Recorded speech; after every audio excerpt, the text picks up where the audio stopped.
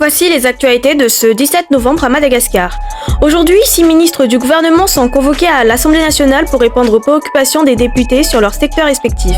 La séance se tient en commission plénière et est diffusée en direct pour garantir la transparence. Les ministres doivent proposer des solutions concrètes et expliquer leurs actions. Un journaliste local a d'ailleurs signalé la présence de Ron Weiss, directeur général de la JIRAMA à l'Assemblée nationale aujourd'hui. Le président de l'Assemblée nationale, Siten Rajanasulniego, a rappelé que les députés ont un rôle de contrôle et de responsabilité envers le peuple. Il a précisé que si un ministre convoqué ne se présentait pas, il pourrait être renversé de sa fonction de président de l'Assemblée, soulignant ainsi la portée réelle du contrôle parlementaire. Demain, le Premier ministre présentera officiellement la mise en œuvre de la politique générale de l'État et le projet de loi de finances initiale 2026.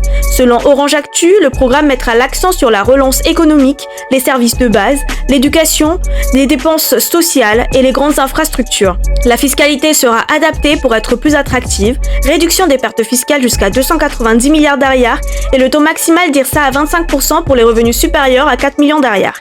La lutte contre la fraude sera également renforcée. La maire d'Antananarive a rencontré aujourd'hui le président de l'Assemblée nationale. Selon les médias locaux, l'Assemblée envisage l'ouverture d'une enquête sur le dossier CNAPS-SMGD concernant un prêt de 11 milliards d'ariars. Le directeur général de la CNAP sera entendu prochainement. Dans les régions, plusieurs initiatives sont en cours. À Diego Suarez, Enlec prépare l'installation de parcs solaires et éoliens avec 2 groupes électrogènes déjà en fonctionnement pour réduire les coupures.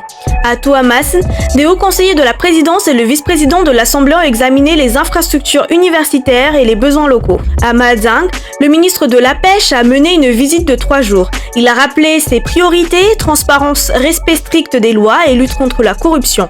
La pêche illégale reste sanctionnée, plusieurs bateaux étrangers font l'objet d'enquêtes. La saison du crabe s'ouvrira officiellement le 15 décembre et l'exploitation sera élargie à d'autres ressources marines pour soutenir les communautés locales. Enfin, selon un message relayé par la Génération Z Madagascar, basé sur les propos d'un député, la crise énergétique actuelle serait aggravée par l'influence de 2 grands acteurs privés, l'un dans l'importation de carburant et fuel, l'autre dans la production indépendante d'électricité. Selon ces déclarations, la JIRAMA aurait du mal à diversifier ses fournisseurs. L'État devrait acheter de l'électricité à des coûts élevés et certains partenaires internationaux, dont la Banque mondiale, seraient concernés. Le message de la Génération Z réclame une prise de position officielle des autorités, une enquête judiciaire indépendante, la création d'une commission parlementaire pour auditionner les acteurs concernés et une transparence renforcée pour protéger l'intérêt des citoyens face au délestage et coupures d'eau.